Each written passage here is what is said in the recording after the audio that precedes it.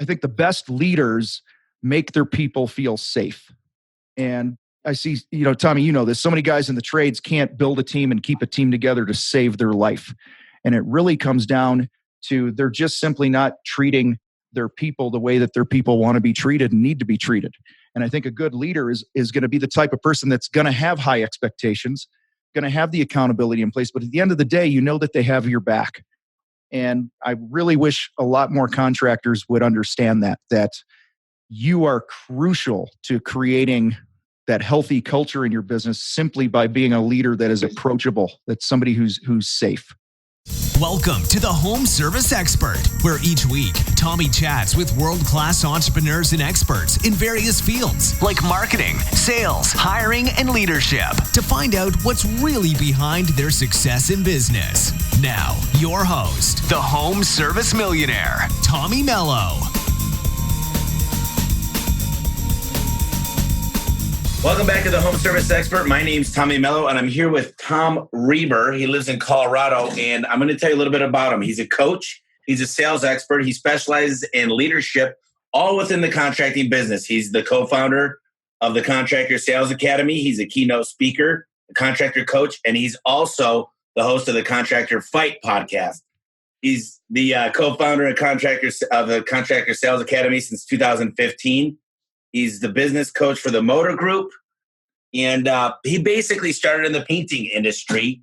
He's come to the point where he got up to 400 jobs a year. And then the recession hit. Tom, I'm really excited that you're on today because I feel like I could probably learn a lot from you. How's your day going? Hey, it's going great, man. Good to be here. I appreciate you having me. Anyway, you're the host of the Contractor Fight Podcast. Yeah. You co-founded the Contractor Sales Academy, where you have thousands of business owners in their home service niche business. Tell me a little bit about what brought you to that point so the listeners have a little bit of background on you and what you've been through. Yeah, man, I appreciate that. So I started in the painting industry. I grew up outside of Chicago, and I had my dad worked in the trades. He was a tile guy. My uncle was a painting contractor. And my uncle, after 20 years of being in the trade, he was taller than my dad because my dad was all hunched over all the time. And I said, well, if I could go to work with one of those guys, I'm going to go to work with my uncle. You know, my dad got shorter through the years being a tile guy. So I ended up working summers for my uncle. Fast forward several years later, I get out of the Marine Corps. I had actually worked in campus ministry. My wife and I lived in Madison, Wisconsin. We ran a campus ministry there. Ended up getting fired and moved back to the Chicago area and got a job selling nails and tools, Pazload nailers and Hitachi nail guns and pallets of nails to guys and all this other stuff. And I just went out and I was grinding and I'm hustling. And it's when the economy was humming along in the early 2000s. And I'm like, man, I need to make some more money to take care of my family and some things like that. I just wasn't just felt like I had more to offer than selling pallets of nails. And I'm like, well, I kind of know how to paint. So, I worked for my uncle. So I started a painting business and grew that, from just a little room in my basement to, with no real plan. I would just get out there and I would literally just go up to somebody and I'd see they're building a house or their truck is driving down the road. And I'd call the number on the truck and I'd be like, hey, I see that you build stuff and I paint stuff. We should probably know each other. That was literally my script. And within the first 3 years, we were doing between 300 and 400 jobs a year. Then the brakes just slammed on, man. A lot of the things that we made mistakes on, that I had made mistakes on as a leader and building the business and some things like that, were revealed when the recession hit. So we battled through that. I ended up selling my half of the company in 2012 because I felt that I wanted to have more of an impact and take some of the lessons that I learned. Like I've told you before, I'm a teacher at heart. I'm a coach at heart. And nothing fires me up more than having an impact in somebody's life. And so I'm like, well, how can I take that with what I've learned and what I've been through and help guys get better? And that's really what the Contractor Fight is all about. It's about bringing respect back to the trades by first looking in the mirror, owning our own crap, and then taking the steps needed in order to be a company and be an organization that's worthy of respect in the contracting world. I love it. So you spent quite a bit of time in the Marines there. It's URA, right? Was it URA? URA. That's URA. Right. So, I met with a guy last week, and this guy had spent some time in prison, 5 years, and it was just for drug trafficking. But he owns just drug trafficking. No, but let me just tell you this. It's an interesting story. He spent 5 years in prison, and he said it's a lot like the military because you wake up, you eat at a certain time. And he said, I learned so many, just the way to really stay organized and put structure. The most important thing I learned in prison was structure. And he runs a $55 million, somewhere around that range company. So I was really impressed. Him and his brother do great. They kill it. I'm not going to go into details, obviously, because he said that confidentially. But tell me a little bit about some of the things you took out of the military that you brought with you in business. Oh man, there's a couple things right out of the gate that jump out. The first is, in the Marine Corps, of all the branches of service, and this is, listen, it's no secret, Marines, we have egos. And we are known to be the best marksmen in the world. We're the best on the planet with rifles. And it's just this tradition that we have that every Marine is a rifleman. And the biggest thing I learned from that I brought into the business world is you need to make sure that you are crystal clear on what your target is, before you pull that trigger. And it does no good to hold your weapon up over a wall and just spray the area because you ain't going to hit anything, or you're not going to hit the things that you want. So really identifying and how I translate that to life and business is I get really clear when we work with people about what the heck do you really want at the end of the day. Let's not send rounds down range to hit a target that you're not absolutely sure that you want to hit. And I see, for example, I had a guy call me last week. He goes, I want to grow my business to $5 million. I go, okay, that's cool. Why?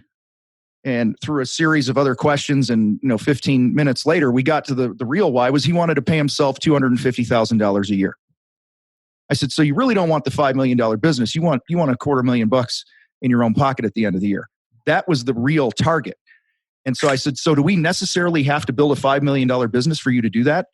And he was like, well, I guess not, And so I see a lot of guys chasing or aiming at and firing at the wrong targets. That's number one that I think I've learned. The second thing that I think the Marines do really, really well is I think the best leaders make their people feel safe. And I see, Tommy, this, so many guys in the trades can't build a team and keep a team together to save their life. And it really comes down to they're just simply not treating their people the way that their people want to be treated and need to be treated. And I think a good leader is going to be the type of person that's going to have high expectations, going to have the accountability in place. But at the end of the day, that they have your back. And I really wish a lot more contractors would understand that you are crucial to creating that healthy culture in your business simply by being a leader that is approachable, that's somebody who's safe. I just got done talking 2 weeks ago about the same thing about somebody should be able to approach you if there's a problem going on within the business and not feel like they're going to get hammered and not feel, one of the things I always talk about, Tom, is catching somebody doing something good instead of always catching them doing something bad. Yeah. And I think that's a very, very important lesson. It's easier when you grow because little mistakes have a huge impact on a small business. So it's easy to be upset a lot of the time. And I understand that. But well, listen, that's something I had to own. I came out of the Corps and then I'm running this business and I got crews in the field and I'm an intense, passionate guy naturally. I'm just wired that way. And I remember one day, one of my top guys, his name is Jose, pulls me aside. He goes, hey, can I talk to you a minute? And I'm like, yeah. And he's like, are you mad at us? And I'm like, no, I'm not mad at you. Why? And he's like, well, it just seems like every time you come out to the job site, every time we're in a meeting, it's like you're not happy to see the guys. Basically what he was saying is, dude, you're so freaking intense all the time. You got this look on your face. And it's funny because in my mind, I'm about the mission, man. I'm just trying to get stuff done. I'm trying to plow through. I'm trying to win. I'm trying to sell. I'm trying to build a great company. And the message I was sending was that I was unapproachable and that I didn't like the guys and I was never happy with them and some things like that. And so that's something that I really had to own. I've worked really hard. And honestly, man, it's not always easy because I'm just, we all have our natural wiring of how we roll. But I think one of the keys to being a good leader is you're going to own your crap and you're going to deliver what your people need you to deliver in order for them to feel safe and believed in and that you have their back. And it's easier said than done, but it's just those little points of appreciation in the meeting to acknowledge the good things and realistically embrace. I like to do, So our payroll system, Paylocity, allows us to do blind surveys, which actually allows us people to deliver messages anonymously that it lets you know what's going on with your management team. And I think that little systems in place make a huge difference. Have you ever had an anonymous survey or talked to any of the companies you talked to about that? Yeah, well, we recently, it's fresh in my mind. We recently did one for a guy who does $4 or $5 million in the painting industry, and we did an anonymous survey with his team, and what came back was crazy. I think the biggest theme that we saw is that everybody thought the company was struggling when it's actually never been stronger. And one of the reasons they thought it was struggling is because he had not done a good job of communicating things that were on the radar, things that were happening in the next couple months. I mean, he had like a couple $1 million worth of work booked out and everybody thinks they're going out of business. And so what we talked about there is, I don't know if you know this, but years ago there was a study done and all human beings, different cultures, societies, all this other stuff, we have some common fears. And one of the most common fears that human beings have is the fear of an unclear, uncertain future. And so as a leader, one of the things that we did with that survey information is we said, well, how are we not providing clarity of future to the people? And it became a real simple thing where basically in the operations meeting, the sales guy just needed to talk about, hey, we just closed this hotel job. Hey, this just happened. This just happened. Tommy, it was literally that simple. And immediately overnight, because we're meeting that need of providing a clear future for the people on our team where they know what to expect, they know what's coming, there was no BS involved. Morale went up, employee retention, stuck around because they had people that were starting to jump ship, putting resumes out, things like that. It was a mess. And they ended up where nobody ended up leaving. And that next quarter, their profits were up, another $175,000 or whatever. I love it. I love it. That's an amazing story of just really getting to the root of the problem. Typically when we talk about Simon Sinek and finding your why, is sometimes you got to ask why 3 or 4 times. And you got to say, so why do you go to work? Because I need to provide for my family. Well, why do you got to provide for your family?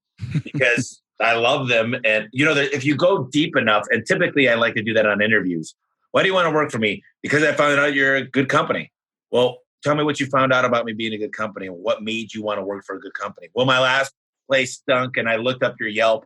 And now you're getting to the root and you got to ask why sometimes. I've done this 6 or 7 times to really go deep enough and peel that onion back. And that's the work that most of us are lazy with, right? We don't want to go that deep on things. And it's a theme that I see all the time. When somebody starts working with us, we spend a lot of time digging and digging and digging and digging to get to the root. Like I said at the top of this thing, let's make sure we have the right target in mind here. And if I get pushback on anything, that's probably the biggest thing I get pushback on as a coach is that initial excavation phase of what's going on inside of the owner. A lot of guys they just want to be lazy about it. Yeah, the cool thing about what I'm going through now is I'm getting an advanced PhD in business. I'm thinking about not only from talking with guys like you, but dealing with the bank on growing the business. The bank was in here yesterday auditing some of our inventory. And I got to tell you, I think if I was a coach in the NFL, they'd say, man, that Tommy Mello, he's got one of the best offenses ever. But the defense is just kind of lacking. There's no defense coordinator. So the things that I love, of course we excel at. The things that I suck at, we don't. So what I love about getting on podcasts and doing what we do is that it gives me the time to really work with guys like you on things for my business and really let the people hear out there what's going on, that they're probably having some of the same struggles. So let's go through some of the biggest challenges that you had for your business and how you overcame them when you were right before that recession hit. Mm-hmm. I didn't understand profit. You just talked about it. You talked about putting points on the board, right? Playing offense comes naturally to me. In fact, I'm also a high school football coach for the past 17 years, and I'm an offensive-minded guy. And what I've learned through the years is there was a Harvard study done years ago. Oh, God. I think it's called the service profit chain. If you Google that, I think it's service profit chain is where this comes from.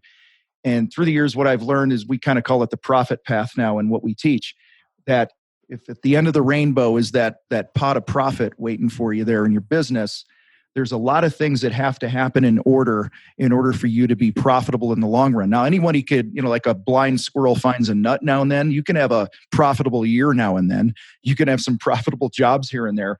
But I believe until you really understand, and I didn't understand this early on, until you understand the process to getting to profit, if you want to do it in a way that is consistent through the years, and what the best companies do, it's really based in the service profit chain. And it starts with leadership, right? It starts with you as a leader having the clarity you want to go. And then the leader sets the culture of the company and is intentional about that culture. And I'll just quickly go through these. And then from there, it's all about employee satisfaction, because then when your employees feel like they're a part of a great culture, they're satisfied as employees. And it's not just money, man. It's, am I at a place where I feel I can grow? Am I at a place where I feel like I'm significant? And these are all based in what I had touched on a little bit earlier, these very common fears and needs that we have as human beings. When you can meet those needs, you're going to have a satisfied employee, which leads to a loyal employee. A loyal employee will always produce better, high quality work more efficiently and things like that, which in turn drives the value up for your clients because you're now offering a higher quality product or service. And then once you have that, now you have a satisfied customer who now is a loyal customer. And then right after that customer loyalty comes that consistent, continual profit machine that we all want as a business. So I tell you, that's biggest lesson I probably learned just on the business X's and O's through the years has been that. I feel like we talk a lot about employees, but as a business owner, we've got a lot of stuff we need to handle. We need to stay. I was watching, have you ever heard of The Profit by Marcus Malone or whatever? Yeah, I applied to be his partners like 4 years ago. They had, really? Remember their show called The Partner? Yeah. He had a show called The Partner, and I applied and they didn't like me. So whatever, that's cool. No, I like you. You can be my partner. I'm in. So the deal is, he's walking through this furniture store and there's just shit everywhere. I mean, it's all over and it's inventory sitting everywhere. And I have the same thing. I mean, I'm your average Joe that's been very, very fortunate to be where I am today, but I still don't have everything dialed in. We're moving shops. We got a nice big 35,000 square foot facility we're moving into. And the point is, just because you have 35,000 square feet, you don't use it. So what I found was last night, he just said, we got to get rid of all of it. We need to stay organized. And if you haven't used it in the last 3 months, get rid of it. But what I'm trying to kind of go down this path with you is staying organized, having your financial records in order, making decisions based on the scorecard are so important. When I say scorecard is, I have a hard time winning the game if I don't know the score. And I really talk a lot about statistics. And I'm a big fan of stats. And I like to know what's outside of the mean, which means you're outliers, which means it's outside of a certain amount of standard deviations. And I like to look at those. And I don't want to complicate anybody. It's a simple thing. If you took a basic class and just look up standard deviation and outliers, you want to look at the ones on the right and reward them and study them and take that unicorn and teach people more how to do that. Build your training around those people. And then take the guys on the left or gals, CSRs, different things, and work with them to either get them up or out. And you got to do that fast. And the data should dictate the decisions. And that should be the goal everybody's after. It's easier said than done. Trust me, I'm living proof. We're still working on it. It's an endless struggle that you're continuing to improve at all times. But tell me a little bit about your perception of that whole notion. Well, the good thing about the math is the math, the data here doesn't lie. It is what it is. And so assuming that somebody is up to par with, keeping things updated and they're disciplined about tracking and all the things that you and I have talked about in the past, one of the first things we have to do is we have to look at the data without being emotional about it. So many times we bring our opinions and emotions into things. And I'm not saying discount the human element to some things. And if you have a CSR that's underperforming, you don't just look at the data and can the person. You have a conversation, right? Because that's part of the culture that you have. You go, hey, what's going on? You're not yourself lately, whatever, So push the human part aside just for a second here. The data is the data. And I get fired up about the numbers too. I mean, I remember there was a time that we had tracked, every lead that came into the business, obviously, and where it came from and the zip code and the type of job that it was. And then the estimator who went on it. And then not only that, but when the job was done, the crew leader or the foreman that ran the job And then we filtered it by profit. And what we found was that every lead that came in that was over a certain amount of man hours bid, if we had a sense that it was going to be a bigger project to look at, we would send a certain estimator out to look at it. And when we got the job, we sent a certain crew leader to go run the job, because that combination of estimator and crew leader always led to 55, 60% gross profit on these paint jobs. But the data would have never told us that. We had another estimator who couldn't sell a big job to save his life. And that's what's great about the data is now when you're tracking those things, you're able to put your people, one of the positive byproducts, you're able to put your people into the situations that they're most likely going to use their talents to their highest ability, if that makes sense. Yeah, Tom, I want to add something that I had a conversation last night. I want to get your feedback on this because I think it's very important when we're discussing data, whether it be financial or statistics or whatever it might be within your business. I had spoke with a guy that's very, very high up at ServiceTitan and handles a whole department. And I've coaxed him into consulting us every other week. Probably going to be turned into a weekend thing every week.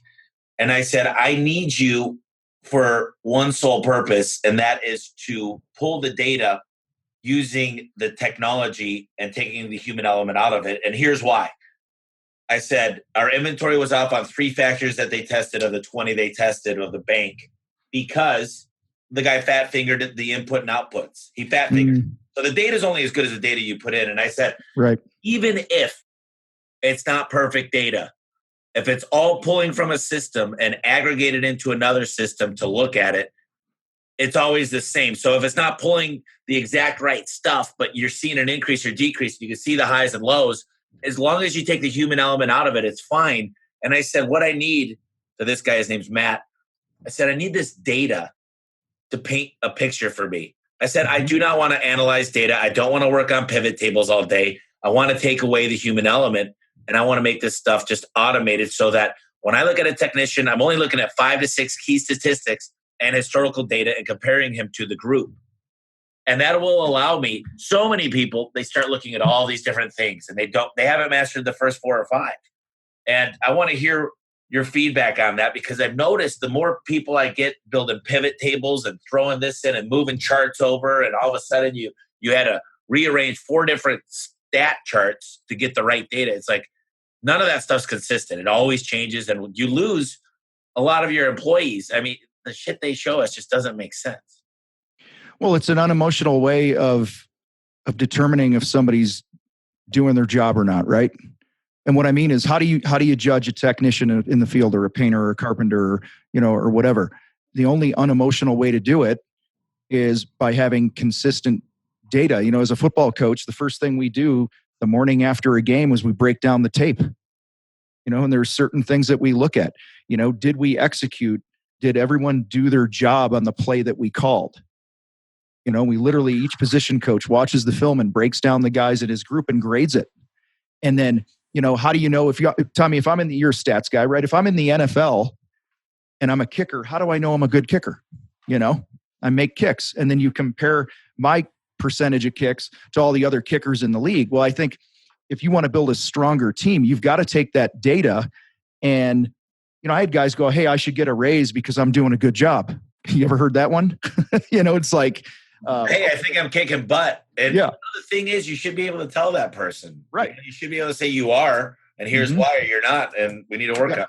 Well, one of the biggest mistakes I see when guys will hire somebody, a tech, a painter, foreman, whatever it is they'll hire them, they'll give them the job description, and what they fail to do is in the employment agreement or job description, whatever you want to call it, I always recommend having a section that is basically, this is how this position will be evaluated. And so one thing might be, if you're a foreman, that you average a gross profit of 48% or better over the course of a quarter. If you have 2 quarters in a row where you're below that, we're going to have a conversation. Additional work sales, upsells of at least what's expected is 10% of the original ticket price. So if I got a $3,000 job, I'm expecting you to find another $300 in that home somehow, some way. These are the outcomes that we want to base these positions on. Otherwise, dude, we're right back at the center of everything in our business as the owner. We're never going to be able to scale because we're not enabling people to take the ball and advance it down the field for us. And listen, I've also found that, winners want to be held accountable. Winners want to have something to shoot for. Winners want that recognition. They want to know when they win. Yeah. Don't you? Yeah. I hate being in that no man's land. Like, I think I'm doing a good job, but maybe I'm not. Even as a business coach, man, I ask my clients I had somebody tell me yesterday, they're like, dude, hey, this year's been awesome. We have no debt. We got X amount of money in the bank. We blew out our sales goal. Our gross profit goal was higher. Like, they gave me concrete data that we looked at. Obviously, I see the numbers, but it was just nice to hear it. And so I think your people, they have to create a job description. You got a tech that goes out there going, hey, we expect the average tech to do X amount, a year in revenue. We expect profit to be this. We expect upsells to be this, or renewals, or whatever you want to call it. Whatever the data that's important to your business. And if you're not tracking that and then comparing it to the other people in the same position in the company, you're going to struggle, or at least you're not going to reach the levels that you could. Because the other thing, Tommy, that's cool about this is when you start putting that data up on the screen in your weekly meeting, and I see that, he's upselling more than me. You know what I mean? That creates kind of a good little competition going on within the company, because I want to be the top dog. And I think competition is a beautiful thing. Now, it doesn't, back to the top of this, we talked about creating a safe environment. Doesn't mean like, hey, the gun's to everybody's head, and if you don't perform, you're out of here. But I think having that competitive nature, that good-hearted spirit about it is really healthy for a company. You can't do that if you're not tracking the data. I believe you were the one that told me the golf analogy, right? About marketing? Yeah, what it was about basically, you said take a 7-iron and hit it 5 miles. No, that wasn't me. That was somebody else. You told me that story on my podcast last week. Oh, yeah. I just heard that before, but the story is you hit a golf ball, 7-iron, just 5 miles in a row, or you go out and you actually hit 18 holes and you slice it, you hook it, you hit it down, you count fairways hit, you count greens. And I like golf because golf has these KPIs that are so important. Football, trust me, I played football. I played left tackle and center, and I know a lot about football, but I feel like golf is a better relationship. But I love watching the tape. Watch the tape. You know what I'm going to be watching this weekend? Tiger Woods and Mickelson duke it out. There you go. Kind of dating. Somebody listens to this podcast in like 10 years is going to be like, holy cow. Yeah. But tell me a little bit about the helicopter boss. Oh, man. Holy cow. So there was that term going around a long time ago, like helicopter parents. They can't let their kid play on the playground without them standing there to catch them in case they fall. And I get it. We love our kids, but sometimes we got to let people fall and skin their knee and some things like that. And I see, let me back up. So you're out in Arizona there. So a number of years ago, this guy decided to buy up a bunch of land. He rented some digging equipment. He started digging a hole in the desert where he thought there might be some water. And after 3 months, he finally found water. Make a long story short, a guy named Jerry Nelson basically is responsible for giving us Scottsdale, Arizona. Okay. And he's also the founder of Ticketmaster, co-founder of Ticketmaster, 42 other companies or so, Troon Golf and all these other things. I think at one time he owned 27 golf courses and never played a round of golf. All right. Wow. Mega successful dude. Well, I had the privilege of being a part of a leadership event where I spoke, and I was a part of for 2-3 years in a row down in Cabo that he ran. And, my wife and I went down, had a little vacation. He let us stay at his place and took us out to dinner one night. The three of us are sitting there, and I asked him, I said, Jerry, when did your businesses really start to kick butt? What event, what light bulb moment did you have, whatever it was? And dude, without hesitation, he goes, when I learned to get the heck out of the way. I mean, and it's that simple. He says, when I got out of the way, hired people that were smarter than me and let them do their job, I gave them, here's key, we talked about outcomes. I gave them clear outcomes of what winning in this role looked like. And then I let them go prove me right or wrong. And so the helicopter boss is the opposite of that. The helicopter boss is the guy that says, I can't send my team out to do a job unless I go out and quote unquote set them up and introduce them to the homeowner and all this other garbage. And I'm like, so you're telling me that an adult that you're going to give a truck to can't knock on somebody's door and say, hi, Mr. Mello, I'm Tom Reber. I work for such and such company and I'm here to paint your bedroom. You're telling me your people can't do that? Well, I don't trust them to do something, blah, blah, blah.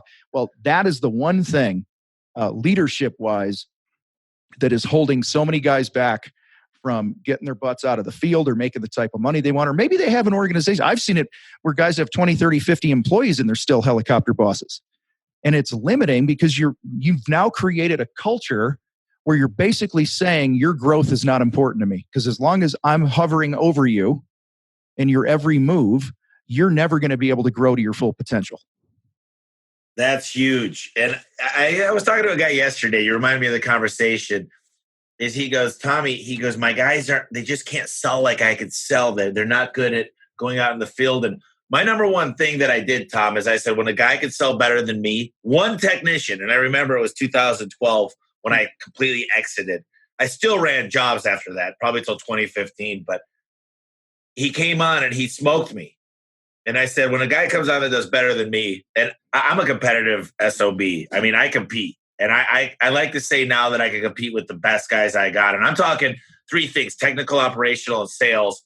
But interestingly enough, I found somebody that could beat me. And the point is, I found a specialist. And I like what you said earlier about a rifle versus, I always think of rifle versus shotgun is we take a rifle approach. We really dig in and find somebody who's focused and great at this one thing. And what I found is, it's going to lead me to my next thing, is delegation. Is delegating properly, because I think there's a lot around delegating properly, as well as understanding the people who you need to delegate to and give autonomy to. So talk a little bit about how delegation and finding those right people all play into one whole culmination of a great outcome. Yeah. So unfortunately, part of this is I'm going to sound like a broken record, because to me, it comes down to outcomes. Delegate the outcome that you want. Let's say, Tommy, you're going to hire a marketing person to run the marketing in your business. Well, what is the outcome that you want at the end of the year, or the end of your 3-year vision, or whatever it is? And it might be simple things like, we want to average X amount of leads per day by such and such time. We want to increase a certain product or service in a certain area by a certain time. We want to lower our cost per lead or cost per sale by X% by a certain time. Give them clear outcomes. So many times, and this marketing thing's fresh in my brain, because I've had like 3 conversations this past couple of weeks where people have hired marketing people to do things in their business. And then I asked the marketing person, like, so what are the outcomes that you're responsible? And they have no idea what the outcomes are. And the problem here is this: they're going to work for this guy. He's going to pay them a salary, and then X amount of time is going to pass. And the owner's going to wake up one day and go, see, I got to do this crap all myself. I can't delegate to anybody because nobody does their job. So if you're not giving people an absolute clear outcome, you're going to have a much harder time, quote unquote, delegating it. And I like to think of it as ownership, man. I'm giving you, Tommy, listen, if I opened a whatever company tomorrow and you moved here to Colorado and I hired you as my sales guy, I would go, here's the outcome. Have at it. Let's connect once a week, have a meeting, debrief, look at the data, what's going on. I'll support you any way that I can. You tell me what you need. Which leads to the other thing where when people try to delegate, they're still doing all the thinking for the person that they're delegating to. One of the best lessons I ever learned years ago was if you want to grow your organization, you have to teach your people how to think. And so this is where when you're delegating to somebody and they come to you and they go, the sales are down in my division or whatever, we automatically, many of us go into problem fixer mode. Hey, have you tried this? Have you done this? Have you done this? Instead, we need to go into coach mode. Hey, Tommy, yeah, I see the numbers down. What's going on? Blah, blah, blah. Yeah, well, what do you think your next move is here? Hey, if you could do one thing over this past month to change the numbers, what would it be? Open-ended questions to cause your people to think instead of you being the one always offering solutions. Yeah, that's great. That's exactly what I believe in. Is I release almost too much controls because I think there's an extreme of both. I'm almost too good at delegating where like I don't open my own mail or check my own email. Sometimes that puts me at a disadvantage. I got an assistant that does an amazing job of screening my emails. That's sitting right here right now. But I read the important ones that I need to know about, and she briefs me on the other ones. And one of the things I've found is when I talk to people, especially younger businesses, is they always say how do I do it? How do I find somebody? I'll give you an example. I had my Morning Mojo call this morning, and right at the end of the meeting, I said, look, I'm putting together a very advanced learning system. And it's almost like a blackboard of garage doors. And every position will have a manual that's read out loud with a quiz. It'll show me how far they completed. It'll have an interactive way to ask questions live. And it'll have matching principles. It'll even have role play. And I told the guys, I'm going to give you $50 for every time that you could get me a recording. Because in Arizona, only one party needs to know you're recording. So if they've got a phone on them and they record, I want to know how you got over one of the objections we handled, which is really only 5. I said, I want to know when you're able to sell a service agreement and you do a great job of selling the future value of that service agreement so they don't cancel. I want to hear how you're able to get over to work on that second door and get yourself into a position to fix everything the first time. I want to know when you were going to get kicked out because you might have turned out the customer. You were able to overcome that. And the reason I'm offering $50, if I used it in my training, I'm not getting them $50 to give it to them. I'm saying if I use this, is because it's worth so much money to me for everybody to hear that and train on that. And I know, believe it or not, my top 10 guys are going to come with me. They're going to come with all of it. And I think the hardest part is, what did you give them? You know, I think there's a difference between delegating and dumping. When you hand off this stuff and say, go learn it, or you do ride-alongs and you go through training and you do role play. And we go through these things and we say, look, if you can't do this comfortably with me, you're never going to be able to do it in front of the customer. So let's walk through this. Let me prepare you. So where the only way you could do is succeed if you do exactly what I tell you. Tom Hopkins used to say, don't change my words until you could say exactly, precisely what I could say. And Tom Hopkins, I don't know if you know him, but he was a huge salesman in the real estate industry. And he was super successful. And he said, you don't have to change until you know my words. You do not come up with your own. Bingo. Yep. I love the ideas about delegating. You know, I had another guy ask me, and I want to hear your thoughts on this because I have a part of my book here that Alan Rohr did. And he said, Tommy, I'm kind of switching stuff real quick here, but he said, how do you come up with your pricing? And I want to just read 2 little paragraphs if you don't mind, and then you can comment on it. Okay. So Alan said, the first step of fixing the problem is to create a budget. Frank Blau Jr. suggests that you start a budget by listing all of your expenses. Jot down on a spreadsheet or a pad what you want to spend on you and your team. Put in the proper salaries, wages for this wonderful, skilled, valuable work that you do. Then address every expense and be generous. Provide nice trucks, great uniforms, amazing benefits, and the top of the line marketing dollars. Hold your chin up as you create this budget and make sure you put reasonable expenses in what you're going to spend on. Then put the amount of sales that you want. Make the sales total bigger than the expenses and add the desired amount of profit you want on that number. So a percentage.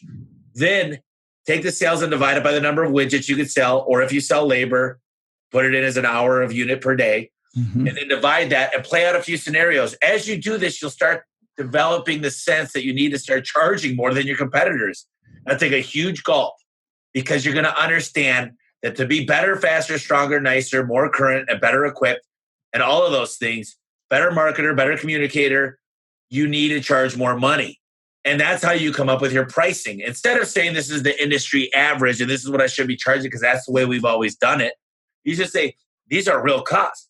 These trucks cost me to wrap them, equip them, buy the right tools, have the right training for the techs, have the best CRM system, have the best voice over internet protocol, VoIP system, have the nicer things, have dual monitors, be able to give my guys some type of different pay time off and insurance. This is what it costs. That, build in your profit from there and adjust it as you go. Don't go off the industry average. So I love that. And I think it was the best advice I've ever received. What's your thoughts on the right way to price with your products? 100% agree. I mean, this is, back to being unemotional about the numbers. I have everybody start with a budget of quote unquote, the old, what's it take to keep the lights on, right? In the business. And that's what's it going to cost us for the shop? How about my salary, my assistant's salary? All those overhead items that need to be paid, even if we don't have any jobs coming in. That's what it costs to run your business. And I think the other big thing is set a lofty profit goal. I see a lot of guys make the mistake where they, and I think you said it, they're not generous with what things are really going to cost, but they're also not generous with the type of profit that they deserve for running a kick-butt business. There's a lot of risks that we take as service providers. Risks to our health, to our finances, and the customers' homes, and all these things that come in. There's so much risk, and we should be rewarded financially in a great way for that. Not just to go buy ourselves a bigger house or a bigger boat, but to reinvest it back into our people, like I talked about earlier with the profit path, making sure that my people are trained well, and I'm creating loyalty and better value and service for my clients. And that's how that whole thing works. But here's the other thing, Tommy. Higher prices, higher profits have some pretty cool byproducts to them. And the first is when you are priced higher, you can offer better service. You're not looking to run out the door and get to the next job hoping to make money that day. All right. And there's a balance between slowing down and then blowing out the budgeted hours for the job and stuff. And I know you understand that, but you can slow down. You can connect better with the clients. You can hire better people. You can hire what I call, in our world, we call them hashtag FWs, effing winners. Okay, that's my A-player term. Like you're a hashtag FW. Okay, FWs are going to come to a company where they have a stronger brand, where they can offer better service, where they can have a future and some things like that. And high prices, higher profits allow you to do that. They also, like I said a minute ago, you're going to have more loyal employees. You're going to have more loyal clients because you are now standing behind the work that you did a year or 2 or 5 years ago. You have survivability when times are tough. And I think the big picture is you have a back to the whole needs thing of human beings.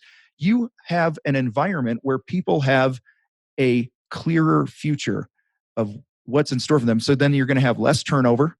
And again, back to one of the biggest issues about, attracting, the FWs to your team is the type of brand that you build. I believe the stronger of a brand that you build, the more the winners are going to take notice and they're going to be calling you. And so all these are possible when you have higher profits. So I love what was written there, man. I mean, start with the budget, be real about it, get as much money as you can for the service that you offer, 100% of the time. Okay, so there's a few companies that spoil it for everybody, whether you're in the HVAC, plumbing, garage doors, chimney business, I don't care. If it's home service, there's companies out there that spoil it for everybody. And you get this negative connotation to charging people good money for what you do. And we had a discussion at this morning's meeting. It costs, one of my managers used to work at Hungry Howie's. It costs 37 cents to make that pizza. Mm-hmm. But guess what? They charge $15. So a lot of customers call us and they say, well, we found this price on Amazon. We found this price on Google. Sometimes I want my parts cost to be under 10%. And not for new doors, because new doors is a big item and but it's a bigger ticket. So there's a big difference. I'm going up on a little alleyway right here, but I'd rather get more money profit out of that customer than have a lower cost of parts. So there's a big difference. Don't always try to keep your parts cost and your labor down. Try to maximize the money that customer spends. But more importantly, what it says in the automatic customer is keep that customer on a perpetual billing cycle. So you're getting money all the time. It adds up to be more. And there's a lot of processes behind that. But why is it that we shoot ourselves in the foot and say, oh, that's way too much money. No one should ever pay for that. That's a ripoff. But the guys that are saying that still work from home. They don't have an assistant. They don't have anything going. They don't have their own trucks. They don't have the nice things they need to be successful. What gets us in that just conundrum? When we don't know our numbers, we lack confidence of what we should charge. And, I think that's one of the things right out of the gate. The other is that we typically buy or sell in the manner that we buy. If we think $500 is too much for something, then we're going to have a hard time asking somebody for $500 for that thing. And so just those two things right there, I think are easy to fix if you surround yourself with other FWs. If they listen to your show and my show and hang out with the people that we hang out with, and you become the average of the people that you hang out with. So that guy that's still just over broke, working from home, things haven't been any different through the years. They have a hard time charging what they should really be charging. They're going to stay there unless they intentionally make a commitment to look themselves in the mirror, own their crap, deal with the head trash that they have, and surround themselves with other people that are going to help them realize a new ceiling in their business and in their life. And then I think the other thing, Tommy, is that when a customer is saying to you, oh, wow, that's too much money, blah, blah, blah, many times it's the result of, as a salesperson, we didn't do a good job of connecting with them. And that's one of the biggest mistakes I see salespeople make is they get technical. They talk about all the things that they think are important to the client when they're really not, because they won't shut their mouths long enough to really understand what making this customer tick and what motivated them to reach out to us right now. And when you connect with somebody, that connection selling, price becomes less and less relevant because you're truly tapping into their motives. What do they say? People buy for their reasons, not mine. And when you understand their reasons, price is less relevant. Yeah, and leading with questions is so powerful. You could guide people. If you could see me nod my head as I'm asking questions, getting the yes questions. And it's something that I picked up and I use it all the time. And I use it with different girls I date. I use it with just everything in life. If I want to get my way, it's the nonverbal communication. And what I love about meeting new people, especially successful people, and putting myself around them all the time is I pick up a trait here and there that it becomes part of me.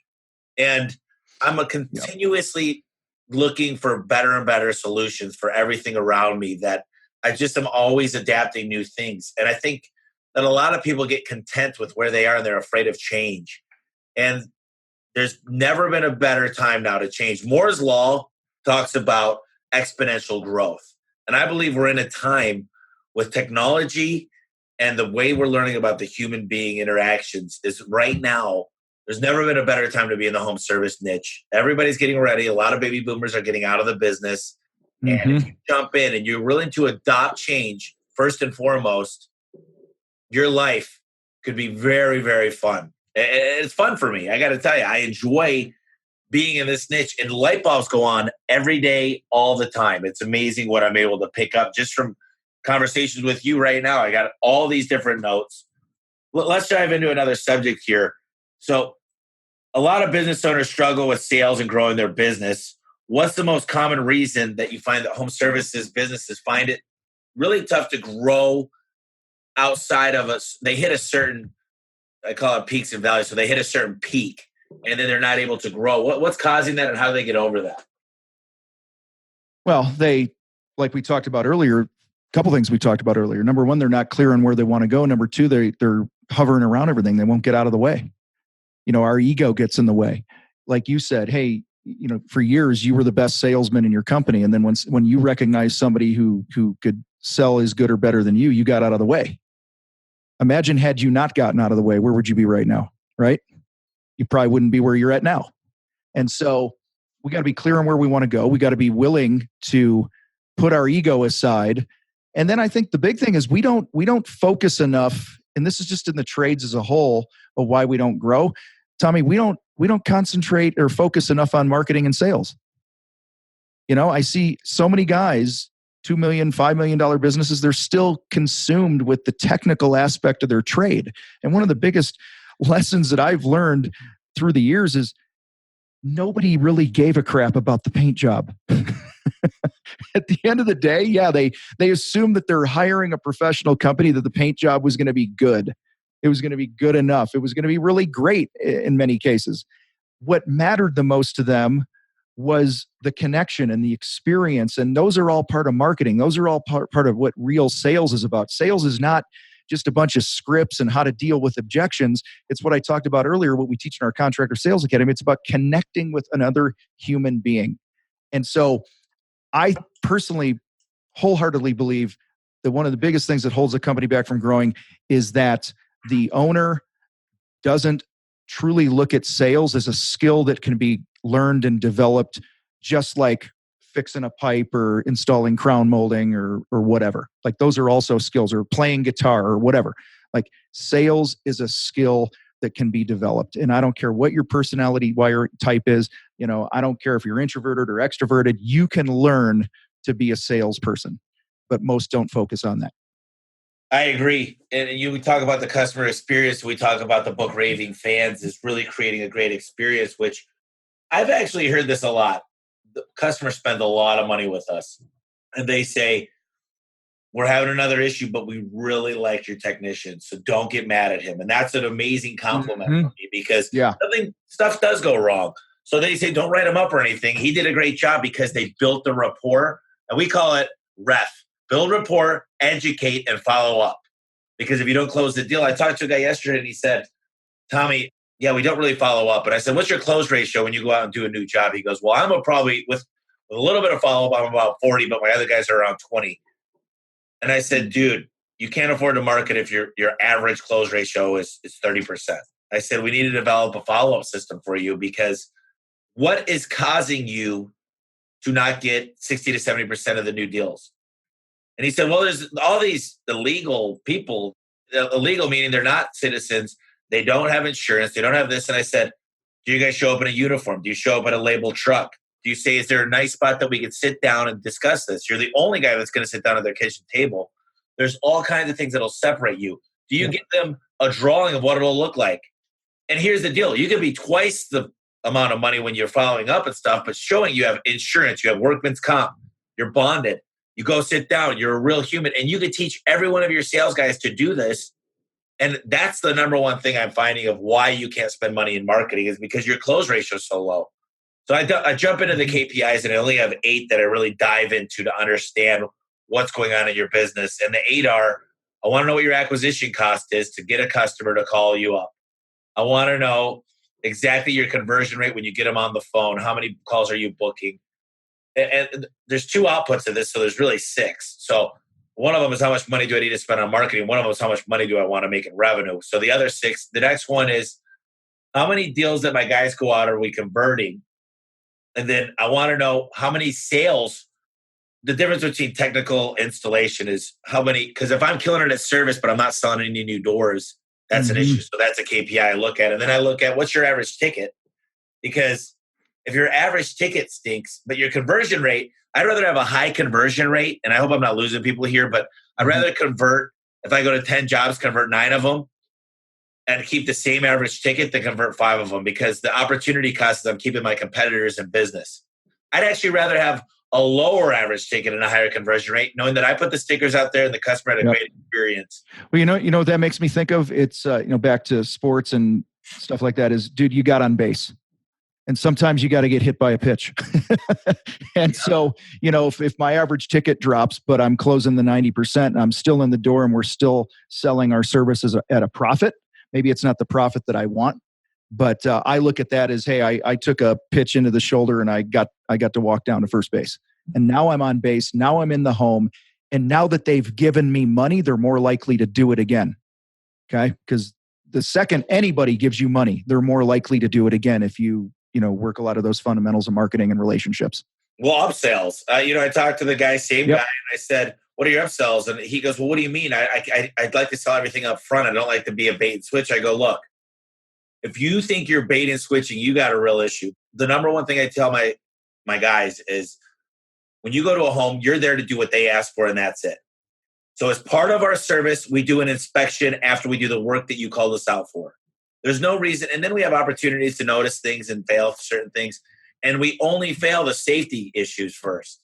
Then we talk about things like your bottom rubber, which the bugs come in. Then we talk about cool things like, hey, this new LiftMaster will actually close when you leave the house. You can program it to close after 3 or 5 minutes or whatever you like. So the point about that is there anything cool at the end? Do you know how many times the goal of your salesperson to show up there is to get the customer to make a buying decision? They're going with you no matter what. Once that's done, now you move on to the next task. But a lot of people fail the first one. And I got to tell you, the number one, this is by far the number one mistake I see with businesses. Number one, over anything else, is no follow-up. Absolutely no follow-up. They're losing 20% of their business because of no follow-up. Well, you had touched on this earlier about the database and follow-up and all this other stuff. One of the biggest mistakes I made probably in my first 2 or 3 years of business is, Tom, and this, you're going to laugh, like I should be punched for this. I didn't have a database. I'm doing hundreds of jobs. I was so stupid I didn't have a database. Dude, it cost me millions of dollars in sales, because I believe right now, like, listen, you might come out, sit at my table, I might love you, I might want to hire you, and then you leave, and maybe we didn't ink the deal yet or whatever it was, or maybe I'm just a lead that called you and then I canceled the appointment or whatever it might be. Somehow I'm now sitting in your database and I haven't pulled the trigger with you yet because life has happened. Maybe somebody's passed away. Maybe there's something going on at work. Maybe, last Friday, my daughter had surgery on her leg. And there were a lot of things that I just didn't give a crap about, right? Because life is happening. And when you don't engage with the people that you've worked really hard to get into your database, to get them to pick the phone up and call you, you paid for that lead. And then you don't do anything with it. It's foolish.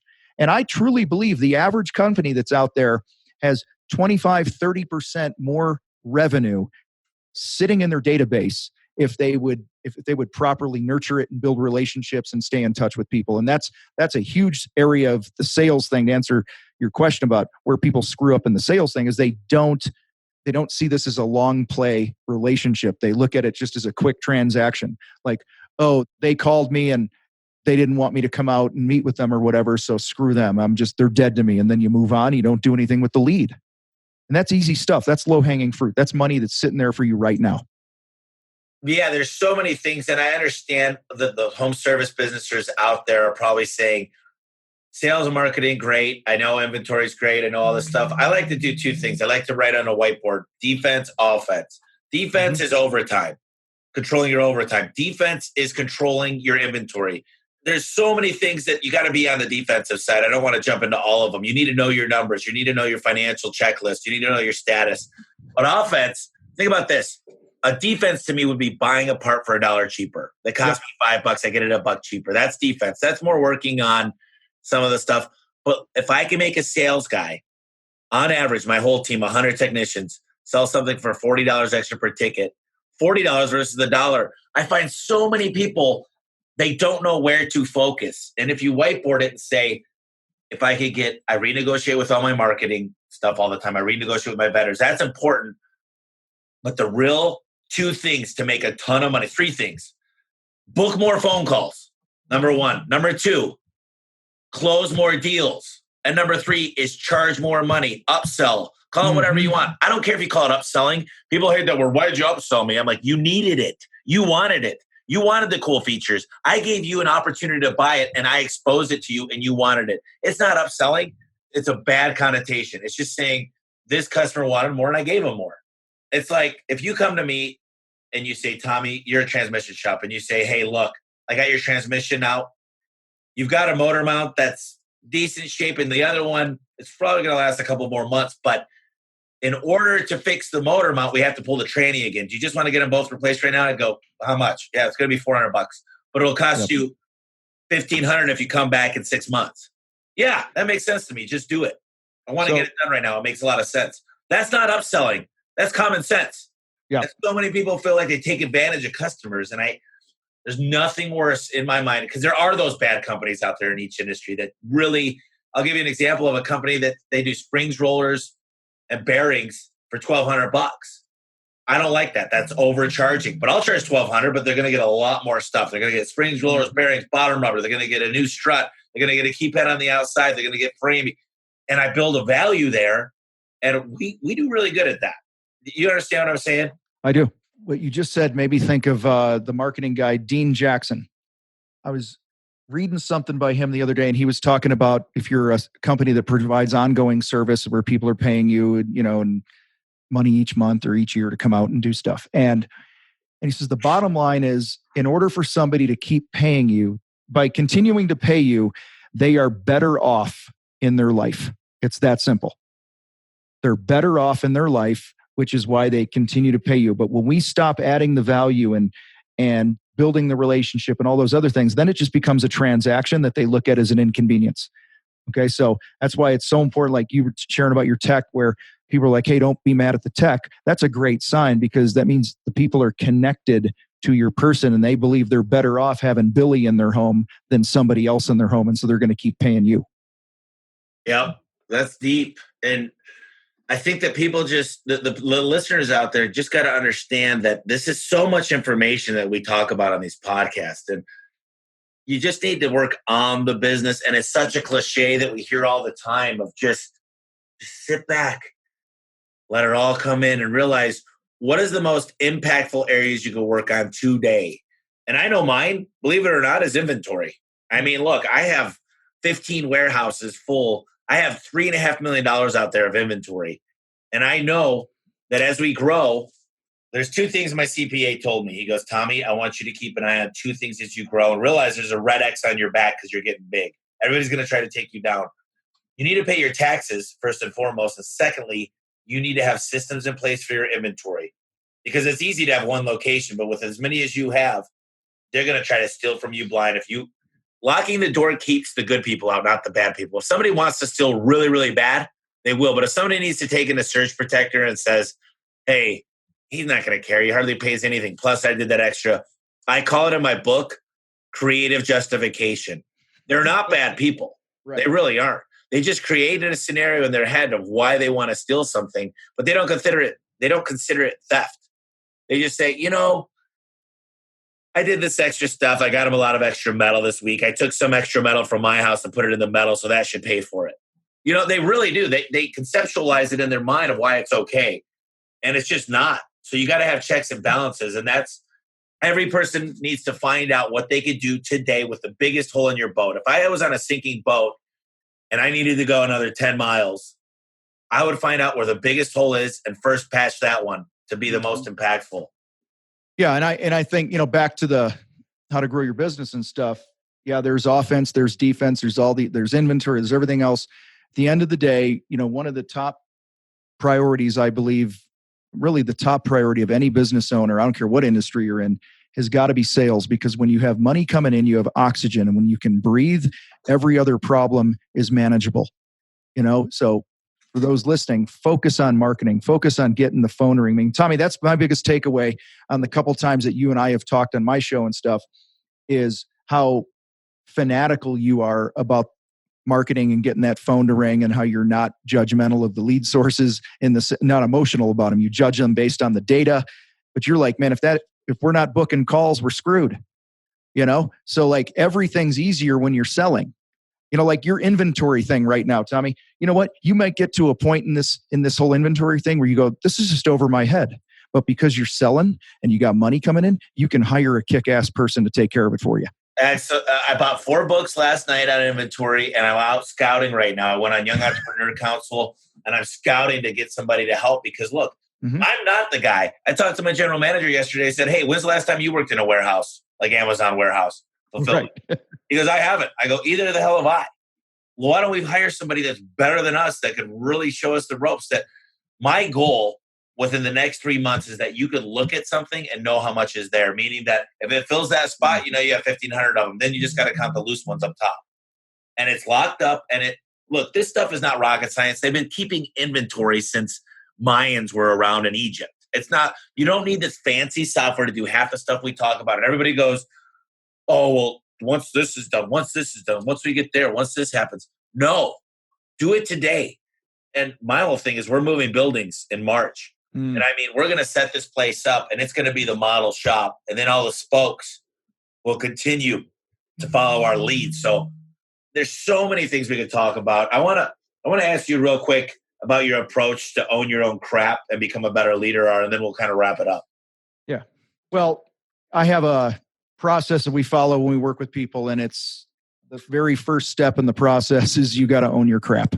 If you're not willing to look in the mirror and get real about the BS that's holding you back, that's in you, then we're never going to have the results that you want to have. I believe there's no progress without truth.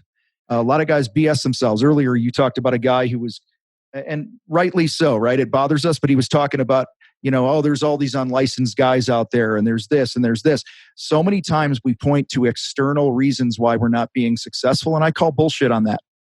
Okay. Yeah, there's always going to be the illegal guy. There's always going to be the customer that no matter what you do will never pay your prices. There's always going to be issues in the economy. The weather is always going to jack us up if you're a seasonal business. Okay. So here, for instance, one example would be the reason that I don't charge more is that deep down, I'm terrified to talk to people about money. That's owning your crap.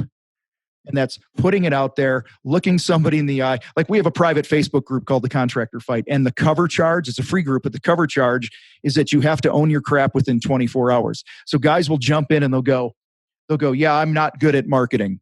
That's my crap. And our moderators of the group are like, no, that's not owning your crap. That's a symptom of your crap. What's your crap?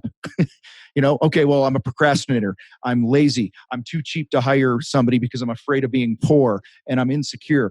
Those are the things, those root issues that we talked about at the top of this call of what it really means to own your crap. Dude, I have about 1,000, just under 1,100 people in that group right now. We've kicked out over 3,000 of them in the last year for not owning. How many are in there? There's 1,100 or so, 1,050 or something like that in our private Contractor Fight Facebook group right now. We've kicked out over 3,000 because they haven't owned their crap. They don't want to get real. They don't want to be honest with where they're at. They want to blame their people. Oh, I can't find any good people. Well, how about looking in the mirror as a boss? Are you being a total jag? Are you giving your people the tools they need to succeed? Before you go firing your people and complaining about your people, you better make sure that you're providing the training that they need, the environment they need to grow and succeed, and all those other things before you start ripping on your people. Look in the mirror. And I believe that is the fundamental step to success in anything. I don't care what it is you got to know exactly where you're at, what your problem is, and to get clear on it. So I think Bar Rescue John Taffer says it the best. I don't embrace problems, I embrace solutions.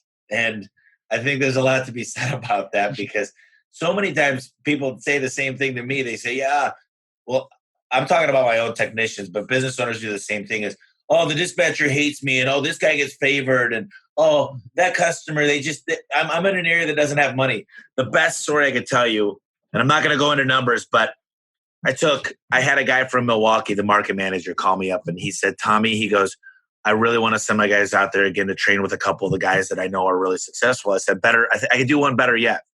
I called one of the guys. I said, can you go to Milwaukee in 2 weeks? He said, yeah, I'll get it through, talk to my wife, make sure my kids are good. He did it. He went there. So Mike's told me, the guy in Milwaukee said, I'm not going to give him any preferential treatment. He's got to run the same job, same neighborhoods. He goes, I'm not going to stack the deck. I go, perfect. I'm fine with that. He did 2.5 times the best person's week in the history of that market. 2.5. And they all became believers. They go, oh my God, it was amazing. This was the coolest thing we've ever seen. But it just showed them that it's possible. And there's no such thing in my world now as it depends on what market you're in. It depends on this. There's some marketing things that change because, Yelp's in Scottsdale and Yelp's in San Francisco. So Yelp's a little more popular there. Kudzu's a little more popular on the East Coast, but customers are the same. It might be different in China, but in the United States are the same. So Tom, why don't you give me a few books that you recommend putting out there that you say everybody should read? One of my favorite books is The Compound Effect by Darren Hardy. Simple read, but it's so true. It's those little actions that we take day in and day out that compound over time that end up bringing us success. That's the first one that comes to mind. Mike Michalowicz has a book called Profit First. You're probably familiar with. Yeah, he was on my podcast promoting it. Yeah, he was. I've done over 200 podcast episodes, and he was guest number 2 for me, and he's getting ready to come back on, and we're looking to have him do some training and stuff like that. Right out of the gate, those are the 2 books that I would say, business books, that I would say, like, and if you could understand the power of the little changes that you can make, and then if you as a business owner really embrace that profit first mindset, I think you're going to be light years ahead of where you are now. So if someone wants to know more about the Contractor Fight and start really being part of what you get some consulting from you, or possibly just get involved in the Facebook group, what's the best way to get a hold of you on all the different aspects? Literally go to Google and type in the Contractor Fight, and the homepage of the website has what we call chooser boxes with what you're looking for, and you push a button and it'll kind of guide you what is best for you, whether it's one of our many free things or one of our paid programs or whatever it is. It's all at thecontractorfight.com. Awesome. And then I like to end it with one just last thought. Something that maybe we didn't touch upon. One last thing to let the listeners think about and really start to embrace as they're driving or on the way to the next job or at their office today. This is a big theme in my life right now, personally. And I'm sure people have heard it before, but it's as simple as what you plant in your brain is what you're going to harvest later on.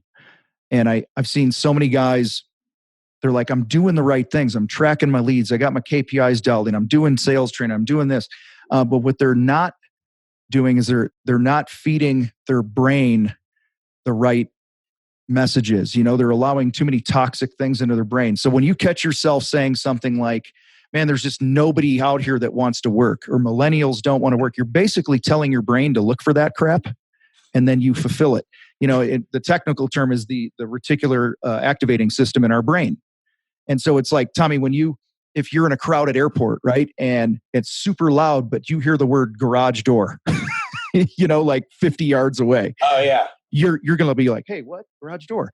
Okay. Because our brain we've programmed our brains to notice the things that are important to us. So if we're continually telling our brain that customers are cheap, I can't find good people, et cetera, that's the stuff that you're going to find. And so for me, I try to wake up each day, and before I go to bed at night, one of the things I tell myself, it's funny, is I wake up in the morning, my eyes literally open, and out loud I say, you are a magnet for money and really cool, successful people.